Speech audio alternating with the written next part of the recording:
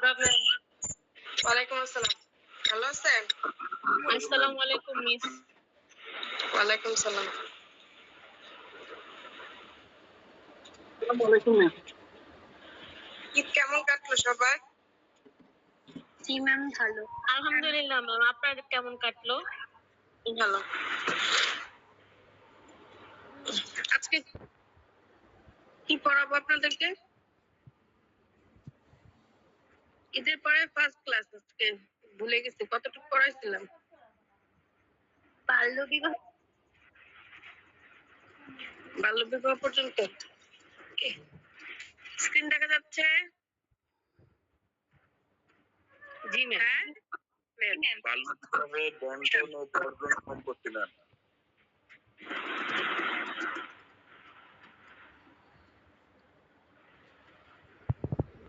বর্জন বর্জন নীতি পড়াইছিলাম না?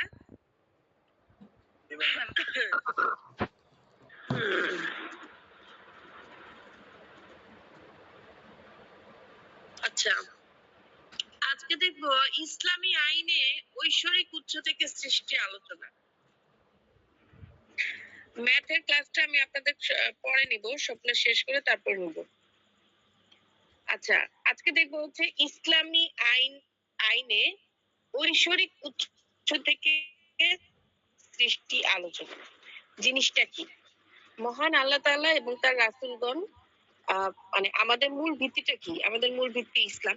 একজন মুসলমান তার ব্যক্তিগত জীবন, সামাজিক জীবন, রাষ্ট্রীয় জীবন, এই যাবতীয় বিষয়বস্তু সম্পর্কে পবিত্র কুরআন এবং হাদিসের যে বিধান রয়েছে সেটাই হচ্ছে ইসলামিক আইন। আচ্ছা, এখন আগে একটু বলে নিই ইসলামিক আইন ঐশ্বরিক আইন কিনা, আগে এটা একটু বলে নিই। ইসলামিক আইনটা, মুসলিম ল যেটা, সেটা পুরোপুরি আমরা ঐশ্বরিক আইন বলতে পারি না।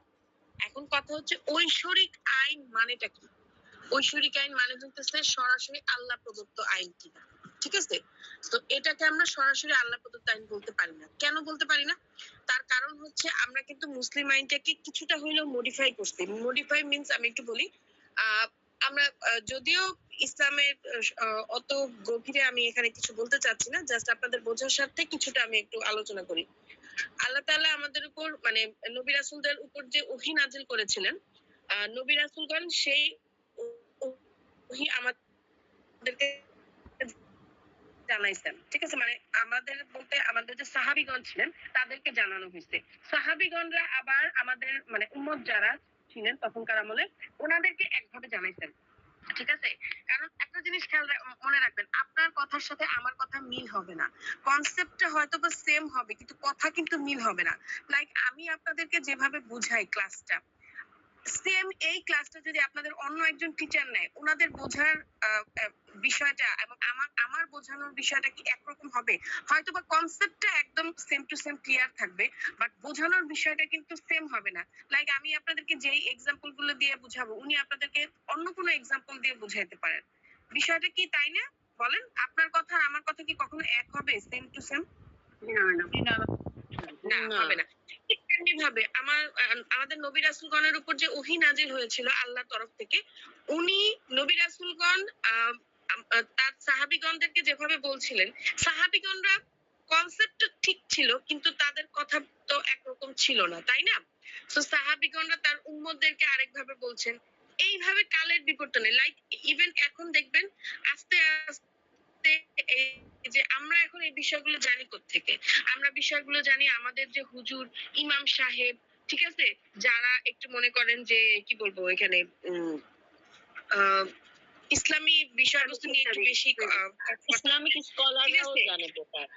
হ্যাঁ, ইসলামিক স্কলার, হ্যাঁ, ওনাদের কাছ থেকে আমরা বিষয়গুলো জানি। এখন ওনারা কি হুবহু একেবারে ইসলামে যেটা বলা আছে সেই কথাই বলে? বলে না তো। তার কারণ হচ্ছে মানে কনসেপ্ট ঠিক আছে কিন্তু তাদের কথার সাথে তো কোরআনের কথা ঠিক নাই। ঠিক নাই বলতে আমি সেটা বলতেছি না। মনে করেন যে কোরআনের যে কথাগুলো ওয়ার্ড বলা আছে হুবহু সেই ওয়ার্ড তো ওনারা বলতে পারতেছেন না ওনারা, কারণ আমরা অনেকেই কিন্তু কোরআনের ওয়ার্ড বুঝি না, তাই না? তো আমরা যাতে বুঝি, আমাদের বোঝার জন্য ওনারা আরো সহজভাবে বিষয়গুলো আমাদেরকে বলেন, ঠিক কিনা? তো এই জন্যই আমরা এটাকে ঐশ্বরিক আইন বলবো না।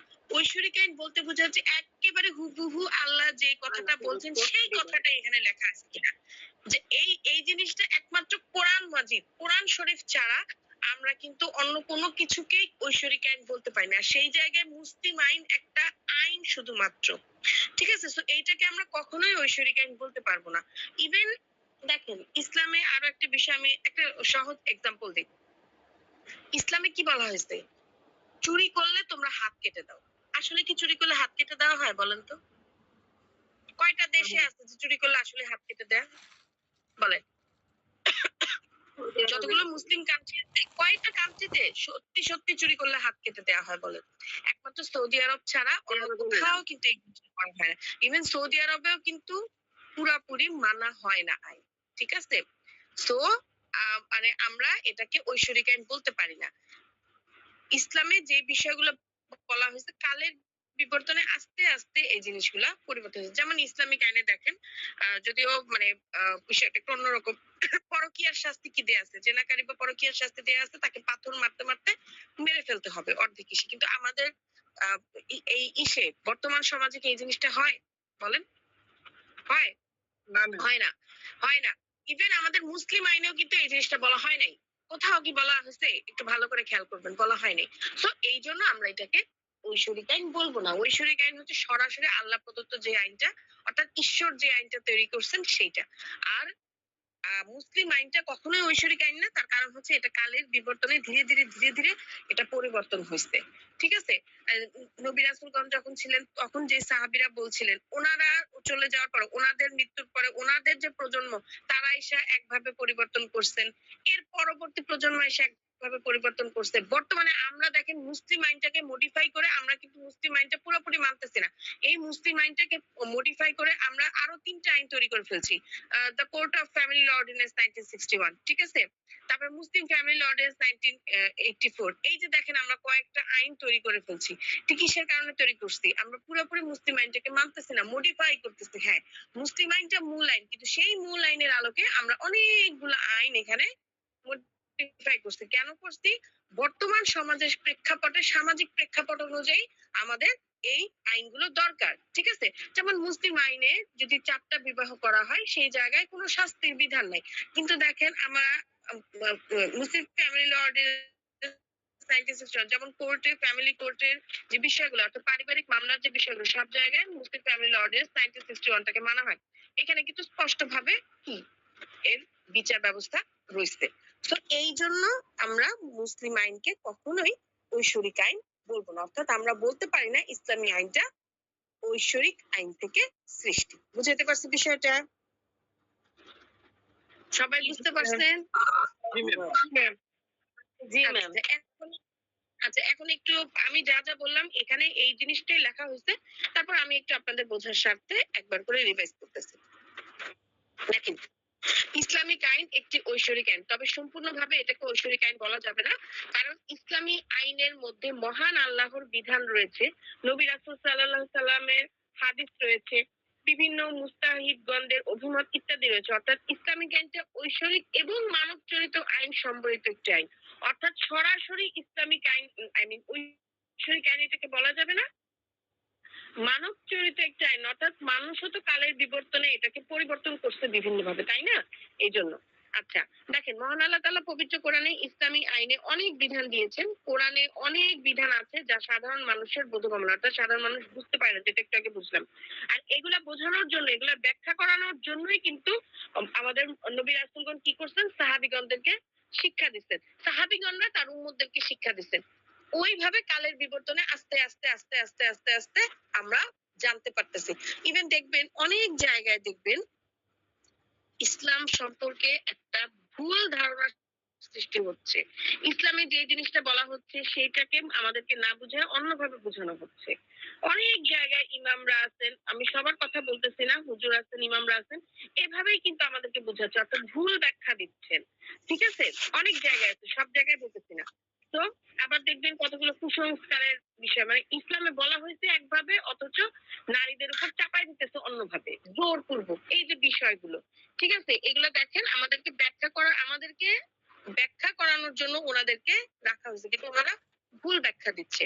তো এই জন্য আমরা এটাকে কখনোই ঐশ্বরিক আইন বলবো না। দেখেন, যুগের পরিবর্তনের সাথে সাথে নতুন নতুন বিষয় সামনে আসে মানুষের, এবং সেগুলোর উপর ভিত্তি করে কিন্তু আইনটাকে বিভিন্ন ভাবে মডিফাই করে। ওই যে বললাম না, মুসলিম আইনটাকে মডিফাই করা হয়েছে আস্তে আস্তে।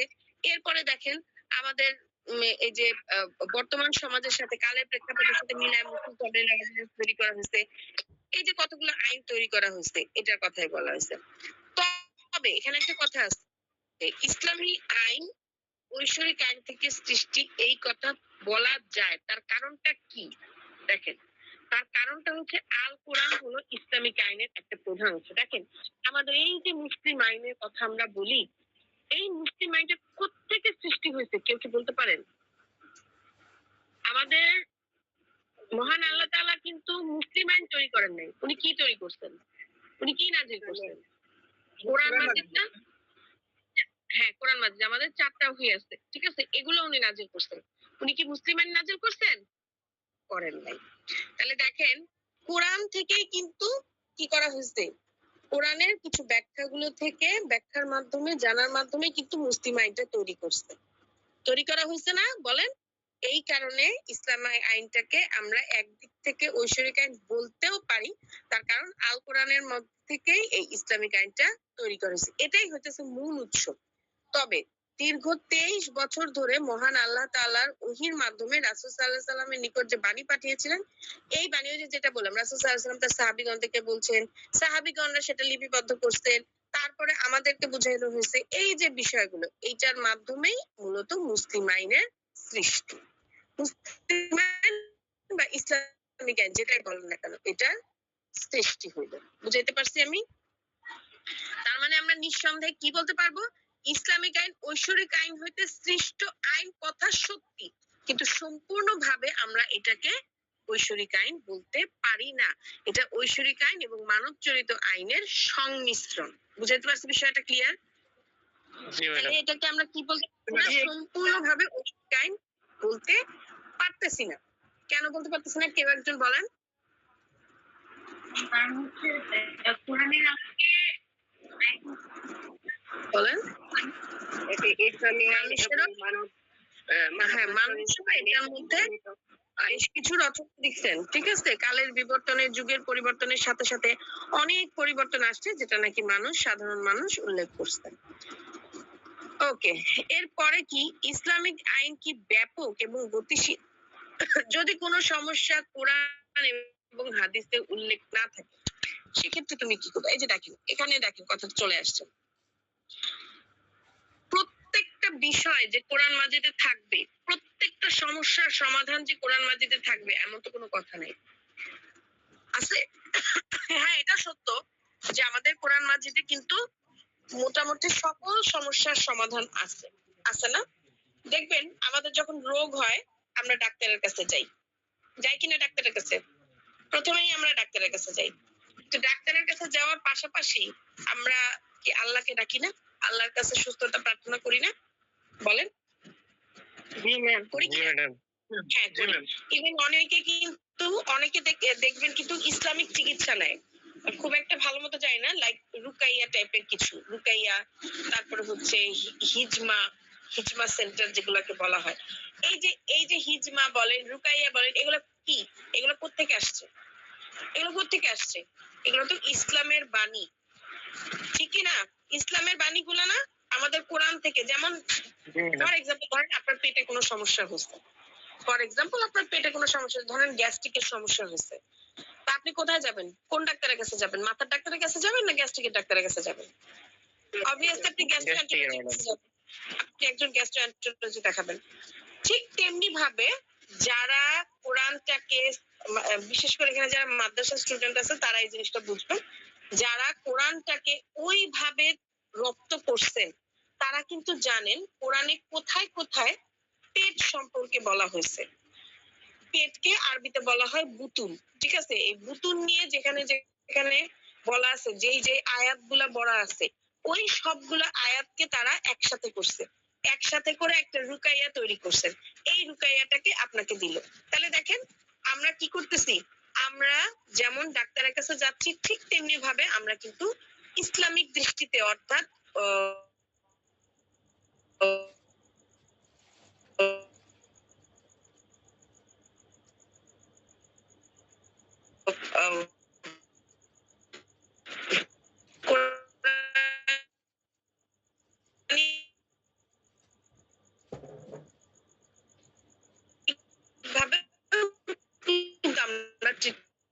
টা করতেছি।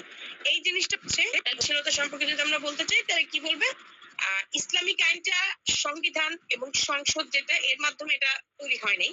আমাদের যেমন প্রত্যেকটা আইনের সংবিধান এবং সংসদের মাধ্যমে তৈরি হয়, এটা হয়তো বা সেভাবে তৈরি হয় নাই, কিন্তু ন্যায় বিচারের স্বার্থে কি করা হয়েছে, কালের বিবর্তনে এই আইনটাকে আস্তে আস্তে মডিফাই করা হয়েছে। এখন কথা হচ্ছে যদি কখনো কোনো কারণে যদি মনে করেন কোনো একটা সমস্যার সমাধান আমাদের কোরআনে না থাকে, তখন আমরা কি করবো, এটাই হচ্ছে আমাদের প্রশ্ন। আসলে একটু দেখি।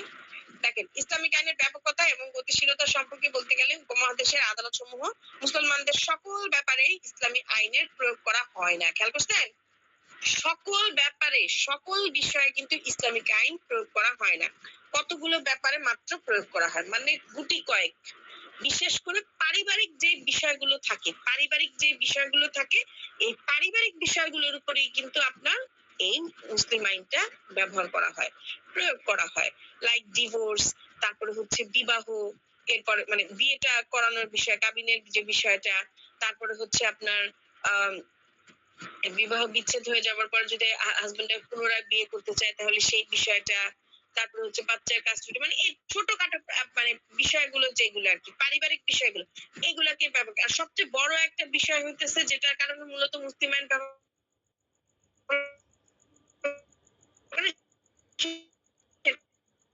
হচ্ছে আপনার এইগুলা, এই জিনিসটাতেই মূলত মুসলিম আইনের প্রয়োগ আছে। বাকি অন্যান্য ক্ষেত্রে কিন্তু মুসলিম আইনের তেমন প্রয়োগ কিন্তু নাই। আপনারা যদি ঠান্ডা মাথায় ভালোভাবে চিন্তা করে দেখেন, মুসলিম আইন শুধুমাত্র নামমাত্রই আছে, মুসলিম আইনের প্রয়োগটা ওইভাবে কিন্তু করা হয় না, একমাত্র উত্তরাধিকারের যে বিষয়টা, অর্থাৎ সম্পত্তির বন্টন বর্জনের যে বিষয়টা, সেটা ছাড়া। তাহলে দেখেন, ইসলামিক আইনের প্রয়োগের ব্যাপ্তির ক্ষেত্রে উপমহাদেশে ইসলামিক আইনের নিম্নোক্ত বিধানসমূহ 3 ভাগে ভাগ করা হয়েছে।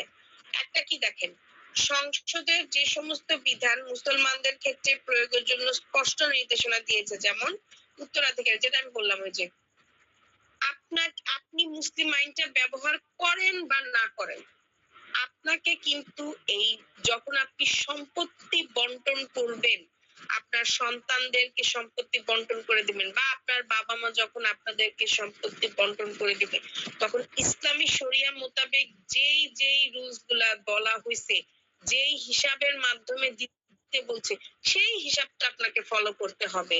ঠিক আছে, যেমন দেখবেন বিবাহ বিচ্ছেদের পর, ডিভোর্স হয়ে যাবার পরে সে যেহেতু আমার ওয়াইফ না, কাজেই আমার প্রপার্টির উপর তার অধিকার নাই। ঠিক আছে, কিন্তু আমি মারা গেলে, অর্থাৎ হাজবেন্ড মারা গেলে কিন্তু ওয়াইফের তার হাজবেন্ডের প্রপার্টির উপর অধিকার আছে। এই জিনিসটা কোত্থেকে আসছে বলেন তো, কোত্থেকে আসছে এই জিনিসটা বলেন? এটা কিন্তু মুসলিম আইন থেকে আসছে, মুসলিম আইন থেকেই আসে। তারপরে আবার দেখেন, ছেলেদের ক্ষেত্রে 1:2, মেয়েদের ক্ষেত্রে 1:4। এইটাই আপনাকে মানতে হবে। এটা যদি আপনি না মাইনে যদি ছেলেকে সব দিয়ে দেন বা মেয়েকে যদি সবকিছু দিয়ে দেন, তাহলে কিন্তু সেই ক্ষেত্রে সেটা আবার নতুন করে আপনাকে ভাগ করে দিতে হবে, বন্টন করে দিতে হবে। তারপরে উইলের বিষয়টা, ঠিক আছে, উইল করে দিয়ে যদি কেউ যেতে চায়, ওয়াকফ করে দিয়ে যেতে চায়, দান করে দিয়ে যেতে চায়, এই সব কিছু কিন্তু আপনাকে, আপনি মুসলিম আইন না মানে না মানেন, এই ক্ষেত্রে আপনাকে মুসলিম আইনটা প্রয়োগ করতেই হবে। তাইলে দেখেন, উত্তরাধিকারের যে বিষয়টা, এই ক্ষেত্রে অবশ্যই আপনাকে মুসলিম আইনটা স্পষ্ট ভাবে বলে দেওয়া হয়েছে, প্রয়োগ করতেই হবে, এবং এটা মানাও হয় সবসময়। দ্বিতীয়ত, ন্যায় বিচার এবং নিরপেক্ষতা ও সুবিবেচনার খাতিরে যেই সমস্ত বিধান মুসলমানদের ক্ষেত্রে প্রযোজ্য, যেমন সম্পত্তি ক্রয়ের অধিকার, ওই যে অগ্রক্রয়ের অধিকার বুঝাইছি না, অগ্রক্রয়ের অধিকারের বিষয়টা আপনাদের, সেই অগ্রক্রয়ের অধিকারের যে বিষয়টা সেটা। তারপরে দেখেন, বিদ্যমান পক্ষগণ মুসলমান হওয়া সত্ত্বেও যে সমস্ত বিধান আদৌ প্রয়োগ হয় না, এই যে দেখেন ফৌজদারি আইন। দেখেন, ওই যে আমি বললাম একটু আগে, মুসলিম আইনে কি বলা হয়েছে, মানে ইসলামিক আইনে কি বলা হয়েছে, যে চুরি করলে হাত কেটে দাও, এটা বলা হয়েছে না? কিন্তু আদৌ কি এটা কি মানে, এটা কিন্তু ফৌজদারি শাস্তি, ক্রিমিনাল শাস্তি না এটা, বলেন ক্রিমিনাল শাস্তি কিনা? মনে করো কাউকে হত্যা করছে, ফর এক্সাম্পল আমি কাউকে খুন করছি, আমার একমাত্র শাস্তি মৃত্যুদণ্ড, এটাই তো ইসলামে বলা হয়েছে, তাই না? হ্যাঁ, আমি কাউকে মারছি, আমাকেও মেরে ফেলতে হবে, কিন্তু এটা কি মানা হয়? মানা হয় না। তাহলে এগুলা কিন্তু ফৌজদারি বিষয়। কিন্তু ফৌজদারির যে বিচারগুলা আমাদের ইসলামিক আইনে বলা হয়েছে, সেগুলা কি আদৌ আমাদের দেশ বলেন বা পুরো ওয়ার্ল্ডে বলেন মানা হয়? ইসলামিক কান্ট্রি যেগুলো, মুসলিম কান্ট্রি যেগুলো, সেগুলো কি মানে না। না তাহলে এটাই বলা হয়েছে যে মুসলিম আইন শুধুমাত্র নামমাত্র হিসেবেই আছে, কিন্তু মুসলিম আইনের একমাত্র ওই পোর্শনটুকু, অর্থাৎ সম্পত্তির যে ভাগাভাগির পোর্শনটুকু, এই জিনিসটাই মানা হয়। আর কিছু কিছু ক্ষেত্রে ওই পারিবারিক বিষয়গুলো মানা হয়, পারিবারিক বিষয়ের যে বিধানটা করে দিয়ে গেছে এই জিনিসটা মানা হয়। কিন্তু আদারওয়াইজ আদার যে বিষয়গুলো, যেমন ফৌজদারি বিচার যেগুলো দেয়া আছে, সেগুলো কিন্তু কখনোই মানা হয় না। আবার অনেকে কি করে, এই মুসলিম আইনে ইসলামের দোহাই দিয়ে দুই একটা বিষয় চাপায় দেয়, যেটাকে জুলুম বলা হয়।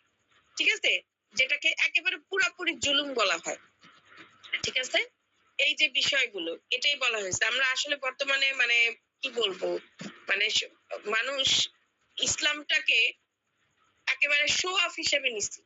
আমরা মুখে বলতেছি মুসলমান, কিন্তু আসলে কি আমরা মুসলমান কিনা, মানে মুসলমানের যে ধর্মগুলো আমাদেরকে বলা হয়েছে, যে বিষয়গুলো আমাদেরকে পালন করতে হবে, সেগুলো আমরা কয়জন পালন করি ঠিকঠাক মতো, আসলে এটা বলা বাহুল্য। নিজেকে একবার বুকে হাত দিয়ে জিজ্ঞাসা করে দেখেন, আমরা কয়জনে ঠিকঠাক মতো ইসলামটাকে মানি। ইভেন নামাজটাও আমরা ঠিক মতো পড়ি না, just show off, that's it. যাই হোক, এসব কথা না বলি। দেখেন, ইসলামিক আইন প্রসার আল কোরআনে গুরুত্বপূর্ণ একটি অবদান রাখছে। ঠিক আছে, কেননা কোরআনে এমন কিছুই উল্লেখ করা অবশিষ্ট আইনের ব্যাখ্যা রাখা হয়নি, যা মানুষের চলার পথে প্রয়োজন হতে পারে। তাহলে দেখেন, ইসলামে কিন্তু প্রত্যেকটা বিষয়ের ব্যাখ্যা উল্লেখ করা হয়েছে, যা কিনা মানুষের প্রয়োজনে, অর্থাৎ মানুষের জীবনে চলার পথে সামনে অগ্রসর হওয়ার ক্ষেত্রে সাহায্য করবে। লাইক ওই যে বললাম না, যে আপনি রোগ হলে যেমন ডাক্তারের কাছে যাচ্ছেন, ঠিক তেমনি ভাবে কোরআনেও কিন্তু আপনার অনেকেই কোরআনিক ট্রিটমেন্টটা করতেছে, তাই না? ঠিক তেমনি ভাবে আপনার কোনো একটা সমস্যা হলো, এই যে যেমন পারিবারিক বিষয়ের কথা বললাম, এই যে এক একটা প্রবলেম হলো, এই প্রবলেমের সমস্যার সমাধানও কিন্তু আমাদের কোরআনে বলা আছে। অর্থাৎ কোরআনে কিন্তু সব জায়গায় সব সমস্যার সমাধানের কথা বলা হয়েছে। কিন্তু তারপরও এমন কোন সিচুয়েশন যদি সৃষ্টি হয় আপনার, যেটা কিনা আমাদের কোরআনে উল্লেখ করা হয়নি, তখন আপনি কি করবেন? দেখেন, ইসলামিক আইনে কোথাও যদি এমন কোন সমস্যা দেখা যায় যে ব্যাপারে কোরআন এবং হাদিস নীরব, অর্থাৎ সেখানে বলা নাই কিছু, ঠিক আছে, অর্থাৎ বলা নাই কিছু বলতে সুস্পষ্ট ভাবে উল্লেখ করা হয়নি, হয়তো বা বলা আছে কিন্তু সুস্পষ্ট ভাবে উল্লেখ করা হয়নি, মানে বোঝা যাচ্ছে না যে আসলে এই কাজটা করলে এই কাজটার মানে শাস্তিটা কিভাবে দেয়া হবে, বা এই কাজটা যদি করা হয়, মানে এই ধরনের একটা সিচুয়েশনে যদি কেউ থাকে, তাহলে এই সিচুয়েশন থেকে সে কিভাবে বের হয়ে আসবে, এরকম যদি কিছু সুস্পষ্ট ভাবে উল্লেখ করা না হয়, তখন কি করবে? দেখেন, তখন সেই ক্ষেত্রে ইসলামিক চিন্তাবিদগণ যারা আছে, ওনাদের ভিত্তিতে এই যে ইজমা গঠন করাবে। আচ্ছা, আমি এটা একটু সহজ ভাবে আপনাদের বুঝাই। এডিআর পড়ছেন আপনারা? আপনাদেরকে এডিআর সাবজেক্টটা ছিল বা আছে? এডিআর সম্বন্ধে কেউ পড়ছেন? এডিআর পড়েন নাই? এডিআর মানে হচ্ছে অল্টারনেটিভ ডিসপিউট রেজলিউশন, মানে হচ্ছে মীমাংসা। ঠিক আছে, মধ্যস্থতা, মেডিয়েশন। ধরেন আপনারা অনেক দিন যাবত একটা বিষয় নিয়ে আপনাদের মধ্যে মানে বিরোধ সৃষ্টি হয়েছে। ফর এক্সাম্পল, একটা জায়গা, হ্যাঁ, একটা জায়গা নিয়ে, একটা আম বাগান নিয়ে আপনাদের মধ্যে দুই পক্ষের মধ্যে বিরোধ। সে বলতেছে এটা আমার জায়গা, আপনি বলতেছেন সেটা আমার জায়গা। এই নিয়ে অনেক দিন ধরে আপনাদের মধ্যে বিরোধ সৃষ্টি হচ্ছে। এইটা নিয়ে আপনারা মামলা দায়ের করছেন। ওকে, মামলা চলতেছে চলতেছে চলতেছে চলতেছে, এক পর্যায়ে দুইজনে হাঁপায় উঠছেন টাকা পয়সা দিতে দিতে উকিলদের। নিজেদের কোনো কিছুই হচ্ছে না, আপনারা টাকা পয়সা দিতে দিতে অস্থির হয়ে গেছেন। তখন সেই ক্ষেত্রে আপনারা চাচ্ছেন মীমাংসা করতে। হ্যাঁ, অর্থাৎ মানে দুইজনই এখন যা হয়েছে হয়েছে, ঠিক আছে, আমরা মেনে নিই, তোমার এই অর্ধেক আমার এই অর্ধেক, এরকম। আবার অনেক সময় দেখা যায় যে রাগের মাথায় মানুষ এরকম দু একটা মানে মামলা করে বসে, বা রাগের মাথায় অনেক সময় দেখা যায় যে কথাবার্তা হয় না, বা পারিবারিক দ্বন্দ্বের সৃষ্টি হয়। পরবর্তীতে হয়তো বা সেটা ঠিক হয়ে যায়। এই যে মীমাংসার মাধ্যমে আপনারা সমস্যাটার সমাধান করলেন, এইটাকে বলা হয় এডিআর। ঠিক আছে, অর্থাৎ কোর্টে যখন আপনি মানে মামলা চলতেছে, চলমান থাকা অবস্থায় আপনারা যখন দুই পক্ষ একসাথে, এক পক্ষ চাইলে হবে না, এক্ষেত্রে এক পক্ষ চাইলে হবে না, দুই পক্ষ একসাথে দুই পক্ষ একসাথে যখন আপনারা মীমাংসা চাবেন, তখন আদালত থেকে আপনাদেরকে যে মীমাংসার আদেশটা দিবে সেইটাকে বলা হয় মেডিয়েশন। এখন এই মেডিয়েশনটা কোন আইনের আন্ডারে দেয়? এডিআর, অল্টারনেটিভ ডিসপিউট রেজলিউশন নামে একটা আইন আছে। এই আইনের আন্ডার, যেটাকে বাংলাতে বলা হয় বিকল্প বিরোধ নিষ্পত্তি আইন, ঠিক আছে, এই আইনের আন্ডারে আপনাদেরকে মনে করেন মীমাংসা করার একটা সুযোগ করে দিবে আদালত, ঠিক আছে। ঠিক, এবং এই মীমাংসাটা যখন হবে, এখানে এখন মনে করেন যে আপনারা দুই পক্ষ একসাথে তো মীমাংসা করবেন, তো কোর্ট আপনাদেরকে বলবে যে তাহলে আপনারা কার মাধ্যমে মীমাংসা করাইতে চাচ্ছেন, আপনারা নিজেরাই লোক খুঁজেন। মানে ধরেন যেহেতু আপনারা দুইজনে মীমাংসা, দুই পক্ষ মীমাংসা করতে ফেলতে চাচ্ছেন, তাহলে সেক্ষেত্রে আপনাদের এলাকার লোকজন, কাউন্সিলর, তাই না, কাউন্সিলর বা চেয়ারম্যান, মেম্বার, আপনাদের পরিবারের মুরব্বী লোকজন, ওনাদের সামনে ওনাদেরকে সাক্ষী রেখে আপনারা বিষয়টা মীমাংসা করে ফেলতে পারবেন।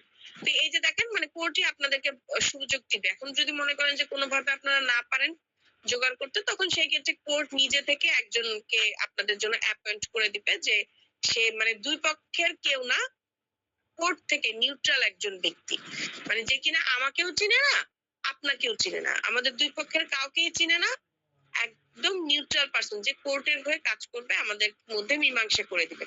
তাহলে এখানে থাকে, আপনার মনে করেন এই একটা বোর্ড গঠন করে দেওয়া হয়। এই বোর্ডের মধ্যে আপনার যে মীমাংসা করবে সেই ব্যক্তি থাকবে, ওনার সাথে আরো 2-3 জন অ্যাসিস্ট্যান্ট থাকে। এই যে বোর্ডটা গঠন করে দেয়, এইটাকে আরবিতে বলা হয় ইজমা। বুঝতে পারছেন? হ্যাঁ, বুঝতে পারছেন? হ্যাঁ, এইটাকে বলা হচ্ছে ইজমা। ম্যাম, ইজমাটা আরেকটু ক্লিয়ার করলে ভালো হয়। এতক্ষণ ধরে কি বললাম? ইজমাটা বললাম আপনার এই যে আপনার আমার মধ্যে একটা বিরোধ সৃষ্টি হয়েছে, ঠিক আছে। এখন আমরা দুই পক্ষ চাচ্ছি, অনেক দ্বন্দ্ব হয়েছে, অনেক কিছু হয়েছে, এখন আমরা দুই পক্ষই মীমাংসা করতে চাচ্ছি। তাহলে মীমাংসা করার জন্য একজন মীমাংসাকারী লাগবে আমাদের। এখন মীমাংসাকারী একা একা তো আমাদের দুইজনের মীমাংসা করবে না, যে ক্ষেত্রে এটা একদম কোর্ট পর্যায়ে চলে গেছে, বড় একটা সমস্যার সমাধান। যদি পরিবারের বিষয় হয়, আপনার আমার মধ্যে হয়, তাহলে আমাদের পরিবারের লোকজনই আমাদের সমস্যার সমাধান করে দিতে পারে। কিন্তু এখন তো এটা একদম পুরো একটা মামলার মধ্যে চলে গেছে, মামলা মোকদ্দমায় চলে গেছে। তাহলে এই ক্ষেত্রে তো একজনকে দিয়ে কাজ হচ্ছে না, এক্ষেত্রে কয়েকজন মীমাংসাকারী লাগবে না? তাহলে এই যে মীমাংসাকারীদের একটা বোর্ড গঠন করা হয়, হ্যাঁ, এই বোর্ডটাকেই বলা হয় আরবিতে ইজমা গঠন। এবার বুঝছেন? জি ম্যাম, ধন্যবাদ, অনেক অনেক ধন্যবাদ। আচ্ছা, তাহলে এই ইজমাতে কারা থাকবেন? এই ইজমাতে ইসলামিক চিন্তাবিদ যারা, যেমন ওই যে স্কলার, একজন বললেন না, ইসলামিক স্কলার যারা, ওনারা থাকবেন। আর এলাকার মধ্যে হইলে ইমাম সাহেব, তারপরে হচ্ছে মানে যারা আর কি ইসলামিক স্কলার আর কি, ঠিক আছে, ইমাম সাহেব, হুজুর, ওনারা আর কি এখানে থাকলেন, ঠিক আছে, যারা ইসলামটা নিয়েই পড়াশোনা করে, ইসলামটাকে নিয়েই তারা সবসময় থাকে। হ্যাঁ, আপনি আমি, আমরা সাধারণ মানুষ, আমরা তো মনে করেন ইসলামকে ওইভাবে আমরা জানি না, আমাদেরকে যতটুকু জানানো হয়, শিক্ষা দেওয়া হয়েছে, আমরা ততটুকুই জানি, এর বেশি জানি না। একজন মাদ্রাসার স্টুডেন্টদের সাথে নিশ্চয়ই আমাদের তুলনা হবে না, কারণ আমরা ইসলামটাকে, কোরআনটাকে ওইভাবে কোনো বুঝি না, ঠিক আছে। ঠিক ওইটাই বলা হয়েছে যে ওনাদের ইসলামিক চিন্তাবিদ যারা থাকবেন, ওনাদের মানে যারা ইসলামটাকে ভালো মতন বুঝেন, জানেন, ইসলামকে নিয়ে যিনি থাকেন, ওনাদেরকে এখানে নিয়ে আসা হবে। ওনাদেরকে নিয়েই যে একটা বোর্ড গঠন করা হবে, সেটাকে বলা হয় ইজমা, ঠিক আছে। তাহলে ইসলামিক চিন্তাবিদদের ঐকমত্যের ভিত্তিতে একটা ইজমা গঠন করা হবে, এবং তাদের কথোপকথনের মাধ্যমে সেই সমস্যার সমাধান করতে হবে। এখন মনে করেন আমি একাই ইসলাম নিয়ে জানি, আমাকে একা রাখলে আমি একা মীমাংসাকারী, যেখানে কোর্টেও বলা হইতেছে একজন মীমাংসাকারীর সাথে 3-4 জন আপনার অ্যাসিস্ট্যান্ট থাকবে, সেই জায়গায় ইজমা গঠন করার ক্ষেত্রেও মনে করেন একজন ইসলামী চিন্তাবিদের সাথে আরো 3-4 জন থাকবেন, সবাই আলাপ আলোচনা করবে। ইসলামের যেই জায়গায় এই আপনার সমস্যার কথা বলা হয়েছে বা সুস্পষ্ট ভাবে বলা হয়নি, হালকা ভাবে বলা হয়েছে, সেই জিনিসটা ভালো মতো পড়বেন, ব্যাখ্যা করবেন, এবং আলাপ আলোচনার মাধ্যমে ওই সমস্যাটার সমাধান করবেন। এবার বুঝছেন? জি জি ম্যাম। জি ম্যাম। আচ্ছা, তাইলে এই হইতেছে ব্যাপার, মানে ইজমা, এই যে দেখেন ইজমা বলতে কি বোঝাচ্ছে, আইন সংক্রান্ত কোন প্রশ্নের ক্ষেত্রে আইনবিদগণের যেমন ঐকমত্য, ঠিক তেমনি আপনার ওই ইসলামী চিন্তাবিদ যারা, ওনাদের সবার ঐকমতকে বোঝায়। মানে সবাই আলাপ আলোচনা করবে, করে দেখবেন সংসদে কোনো একটা সমস্যা যদি হয়, আপনি সংসদের কথা বাদই দেন, সংসদের কথা বাদই দেন, ধরেন আপনার স্কুলে একটা সমস্যা হচ্ছে, তাহলে আপনাদের এই স্কুলের সমস্যার সমাধান করতে গেলে কমিটিতে একটা বোর্ড গঠন হয় না? হ্যাঁ, স্কুলের কমিটিতে একটা বোর্ড গঠন হয় না? ওখানে সব টিচাররা থাকে, তারপর হচ্ছে কমিটির যারা চেয়ারম্যান, মেম্বার, বোর্ডের লোকজন, সদস্য, ইভেন স্টুডেন্টদেরকে নিয়ে যদি কোনো সমস্যা থাকে, ছাত্রদের মধ্যে থেকে দু একজন থাকে, এনারা সবাই মিলে একসাথে বসে একটা আলাপ আলোচনার মাধ্যমে একটা সিদ্ধান্তে আসেন। হ্যাঁ, একটা সিদ্ধান্তে আসেন না? তো এটাই হচ্ছে ইজমার মূল উদ্দেশ্য। সবাই একসাথে মিলে ওই সমস্যাটা নিয়ে কথাবার্তা বলবেন এবং ফাইনালি যেই সিদ্ধান্তটাতে ওনারা পৌঁছাইলেন, সেই সিদ্ধান্তটাকেই মাধ্যমে আমি আমার সমস্যার সমাধান করি। এটা কোন সময়? যখন নাকি আমাদের কোরআনে ওই সমস্যার সমাধান নিয়ে সুস্পষ্টভাবে কোনো কিছু উল্লেখ করা হবে না, তখন সেই ক্ষেত্রে এটাতে শুধুমাত্র আমাদের ইসলামের দিক দিয়ে করা হয় বা মুসলিম আইনে করা হয় সেটা তা নেই। আমাদের যে আপনার আইন আছে, সব আইনে কিন্তু এই জিনিসটা দেখা হয়।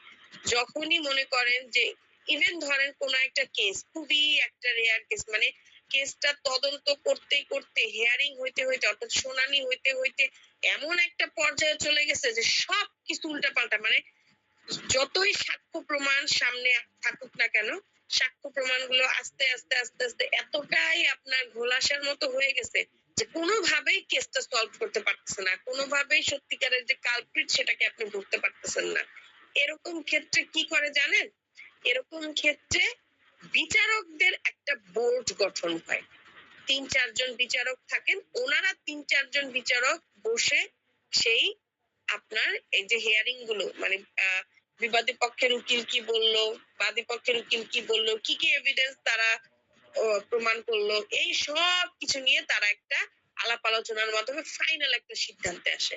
তখন ওই সিদ্ধান্তটাকেই আদালতে পেশ করা হয় এবং সেটাই মানা হয়। এই একই জিনিস আপনার এই ইজমার মাধ্যমে করা হয়, সেম জিনিস। আমি কি বুঝাতে পারছি? আশা করি বুঝতে পারছি। অনেক ভেঙে ভেঙেছে। বলেন বলেন।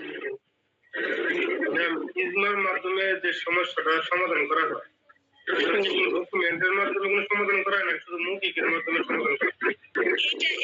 এটা মানে ওই সময়ে যারা বসবে ইজমা, এটা তাদের সিদ্ধান্তের উপর নির্ভর করবে। তারা যদি মৌখিক ভাবে এটা শেষ করে ফেলতে চায় তাহলে মৌখিক ভাবে হবে, আর যদি ডকুমেন্টারি রাখতে চায় তাহলে ডকুমেন্টারি হবে। এখানে আসলে আমাদের মানে প্রচলিত যে আইন, সেই আইনে যেমন একেবারে মানে ধরাবাঁধা নিয়মই আছে যে আপনাকে ডকুমেন্টারি শেষ করতে হবে, লিখিত ভাবে এটাকে সমাধান করতে হবে। এই মুসলিম আইনে এই জিনিসটা বলা হয়নি ওইভাবে, বুঝতে পারছেন? তো এটা তাদের ব্যাপার। তারা যদি মনে করে যে এখানে একজন মানে এটা লিখিত ভাবে এটা শেষ করবে তাহলে করবে, আর যদি বলে যে না মৌখিক ভাবে করবে করবে, এটা তাদের ব্যাপার, বুঝছেন? জি ম্যাম, বুঝতে পারছি। কিন্তু ম্যাম যে মৌখিক ভাবে করলে ম্যাম, যে পরবর্তীতে যদি এই সমস্যাটা আবার আসে তাহলে ম্যাম কি করা যায়? আবার সমস্যা আসলে আবার ওই একই ভাবে ইজমা গঠন হবে। এবং পূর্ববর্তী ইজমাতে যে সাক্ষ্য প্রমাণ যারা দিছিলেন, যারা এভিডেন্স হিসেবে ওখানে উপস্থাপন ছিল আর কি, অর্থাৎ সাক্ষী হিসেবে ছিল, তাদের সাক্ষ্য গ্রহণ করা হবে, এটাই আর কি। তবে বেশিরভাগ ক্ষেত্রে বর্তমানে আপনার ওই লিখিত ভাবেই করা হয় এবং ইজমাতে যেমন বলা হয়েছে যে শুধুমাত্র ইসলামী চিন্তাবিদ যারা থাকবেন তাদেরকে নিয়ে করা হবে, কিন্তু বর্তমানে আসলে এভাবে মানে না।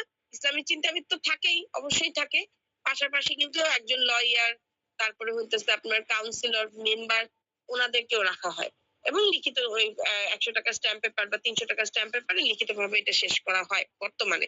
কিন্তু মুসলিম আইনে এখানে সুস্পষ্ট ভাবে এটা বলা হয়নি যে আপনাকে লিখিত ভাবেই করতে হবে না মৌখিক ভাবেই করবেন, এটা বলা হয়নি। কিন্তু আমাদের প্রচলিত আইনে যেমন এটা একদম লিখিত ভাবে করতে হবে এবং এভিডেন্স রাখতে হবে, এটা বলা হয়েছে এরকম। আসলে মুসলিম আইনটা যখন তৈরি হয়েছে, আচ্ছা দাঁড়ান, যে আসলে মুসলিম আইনটা যখন তৈরি হয়েছে, যখন এই ইজমার বিষয়টা উল্লেখ করা হয়েছে, ওই সময় তো মানে পৃথিবীর মানুষ এতটাই ছিল না, মানে এতটা মানে কালপ্রিট বুদ্ধি মানুষের মাথায় ছিল না, যে মানে এত মিথ্যা ছিল না, এতই ছিল না যে আজকে একটা মীমাংসা হলো, এটাকে আমি উল্টায় পাল্টায় আমি আবার অন্যভাবেই করবো, এত তো কালপ্রিট চিন্তা ভাবনা মানুষের মধ্যে ছিল না, তাই না? আগে ছিল না আর কি, জি ম্যাম আগে ছিল না, কিন্তু হ্যাঁ। প্রটোকলের কারণে কোনো ডকুমেন্ট রাখতেছে বর্তমানে হয়েছে, এই কারণে হ্যাঁ হ্যাঁ, আর এই কারণেই কিন্তু বর্তমানের এই চিন্তাধারাকে মাথায় রেখে কিন্তু ধীরে ধীরে ধীরে ধীরে আইনগুলা মডিফাই হচ্ছে, বুঝছেন? বর্তমানে এই চিন্তাধারাকে মাথায় রেখেই কিন্তু এই যে আইনগুলা মডিফাই হচ্ছে, তা না হলে কিন্তু এই আগের আইন, যদি আগের মানুষও আগের মতোই থাকতো, তাহলে আগের আইনই মানুষ মানতো, এত নতুন নতুন এত আইন তৈরি হইতো না। মানুষ আগের মতো থাকলে ম্যাম আইন তো আগের মতোই থাকতো। সেটাই তো বললাম, আইন তো আইনের মতোই থাকতো, কিন্তু মানুষ পরিবর্তন হচ্ছে জন্যই কিন্তু তৈরি হচ্ছে। যেমন আমাদের মূল আইন হচ্ছে কিন্তু 7টা, এটা তো জানেন, মূল আইন 7টা, কিন্তু টোটাল কতগুলো আইন আছে বর্তমানে জানেন? আমার জানা মতে বর্তমানে 102টা আইন আছে, ঠিক আছে, এর বেশিও থাকতে পারে, বাট আমি যতটুকু জানি 102টা আইন আছে, বাট আমাদের মূল আইন, মেন আইন কিন্তু মাত্র 7টা। তার মানে বুঝতে পারছেন? আইন থেকে তাহলে দেখেন 7টা আইন কিন্তু মূল আইন, হ্যাঁ 7টা আইন মূল আইন, কিন্তু তারপরও মানুষ, ওই যে বললাম, বর্তমান সামাজিক প্রেক্ষাপটে এবং মানুষের আপডেটের কারণে এই 7টা আইন নিয়ে হচ্ছে না, যার কারণে এই এতগুলা আইন, 102টা আইন, যেমন মুসলিম আইন একটা থাকলেই তো যথেষ্ট ছিল, কিন্তু তারপরে দেখেন মুসলিম আইনকে মডিফাই করে কতগুলো আইন তৈরি করা হয়েছে। Muslim family ordinance 1961, family court of ordinance 1985, এখানে 2টা আইন চলে গেল। আবার দেখেন আমাদের মুসলিম আইনে নারী ও শিশু নির্যাতনের বিষয়টা উল্লেখ করা হয় নাই, অবশ্যই উল্লেখ করা হয়েছে, তারপরে আলাদা করে নারী ও শিশু নির্যাতন আইন তৈরি করা হয়েছে, এরপরেও হয় নাই, এরপরে আবার আলাদা করে শিশু নির্যাতন আইন করা হয়েছে। তাহলে দেখেন কতগুলো আইন তৈরি হয়েছে একটা মূল আইনের প্রেক্ষাপটে, দেখছেন বিষয়টা? এগুলো কেন হয়? আইন থেকে 102টা আইন তৈরি করা হয়েছে। তৈরি করা হয়েছে। আবার দেখেন আমাদের এই যে ফৌজদারি কার্যবিধি, ক্রিমিনাল ল, যেটা the code of criminal procedure, এটাই তো যথেষ্ট ছিল, কিন্তু স্পেশাল ল কয়টা জানেন? 35টা। মানে ক্রিমিনাল আইন টোটাল কয়টা করা হয়েছে জানেন? এই ছাড়াও, ক্রিমিনাল ল ছাড়াও 35টা আইন তৈরি করা হয়েছে। কেন করা হয়েছে? এই কারণে, বাংলাদেশের প্রেক্ষাপট বলেন হচ্ছে এই কারণে সমস্যা হয়, ওইভাবে পুরোপুরি সমস্যার সমাধান হয় না, যার কারণে। বুঝাইতে পারছি? জি ম্যাম বুঝতে পারছি। তার মানে কোরআনে মনে করেন কোন একটা সমস্যায়, যদি সোজা কথা, আপনি যখন কোন একটা সমস্যায় পতিত হবেন, যেটার সমস্যার সমাধানটা নাকি আমাদের কোরআনে বলা হয়নি, সেক্ষেত্রে আপনাকে কোরআন, হাদিস এবং ইজমা, এই 3টা বিষয়কে সরি, এই 3টা বিষয়কে একত্রিত করে, মানে উপস্থিত যারা থাকবেন ওনাদের মাধ্যমে বিভিন্ন পর্যালোচনার মাধ্যমে সমস্যাটা সমাধান করতে হবে। That's it. আর যেগুলোর কথা উল্লেখ করা আছে সেগুলো তো হইল। এই কারো কোনো প্রশ্ন আছে তাহলে বলতে পারেন। No ma'am, no ma'am. হ্যাঁ, প্রশ্ন নাই ম্যাম। আচ্ছা,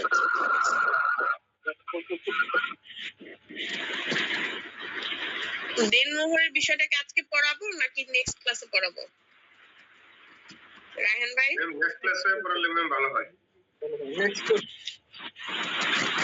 তাহলে ঠিক আছে, তাহলে আজকে এতটুকু থাক, নেক্সট ক্লাসে বলেন। অবশ্যই বলেন, কি প্রশ্ন? ম্যাম আমাদের যদি প্রশ্ন হয় এইভাবে যে মুসলিম আইন ঐশ্বরিক নাকি মানব সৃষ্ট, এই সম্পর্কে তুমি আলোচনা করো, তাহলে কি ম্যাম দুইটাই আলোচনা করবো? আপনি যেভাবে বললেন হ্যাঁ হ্যাঁ হ্যাঁ হ্যাঁ হ্যাঁ হ্যাঁ, দুইটাই আলোচনা করবেন, সুন্দর করে ব্যাখ্যা দিবেন। আমি আমার এটা তো দেখছেনই, নোটটা তো দেখছেন কিভাবে দিছি, সুন্দর করে লিখবেন। এটাকে পুরাপুরি ঐশ্বরিক আইনও বলা যাবে না, আবার ঐশ্বরিক আইন বললেও ভুল হবে না। তার কারণ হইতেছে এটার মূল উৎস হচ্ছে কোরআন। কোরআনটা যেহেতু আমাদের আল্লাহর তরফ থেকে নাজিল হয়েছে। সো এটাকে আমরা পুরোপুরি ঐশ্বরিক আইন বললেও ভুল হবে না, কিন্তু এটা মানবচরিত আইনও সংমিশ্রণ। সো এটাকে ঐশ্বরিক আইন এবং মানবচরিত আইনের সংমিশ্রণ বলা যাবে। সম্পূর্ণভাবে এটাকে ঐশ্বরিক আইন আমি বলতে পারবো না।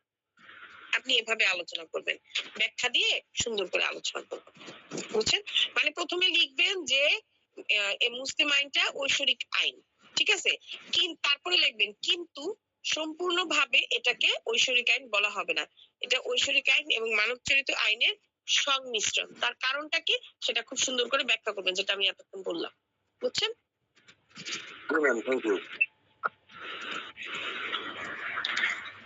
আচ্ছা ঠিক আছে, তাহলে আর কারো কোনো প্রশ্ন থাকলে বলতে পারেন। যদি প্রশ্ন না থাকে তাহলে আজকে এখানে শেষ করি। আগামীকালকে ইনশাল্লাহ দেনমোহরের বিষয়টা আলোচনা করব। দেনমোহরের পরে আমরা ইনশাল্লাহ ক্লাসগুলো নিব। ও না, দেনমোহরের পরে উইল আসছে। উইল সম্পর্কে শেষ করে তারপরে আমাদেরকে যাইতে হবে ম্যাথ। কারো কোনো প্রশ্ন আছে?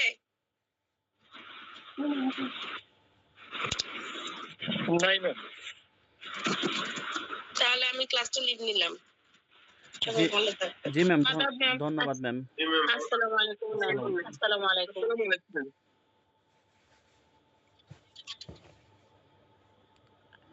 আপনাদের সবাইকে অনেক অনেক ধন্যবাদ।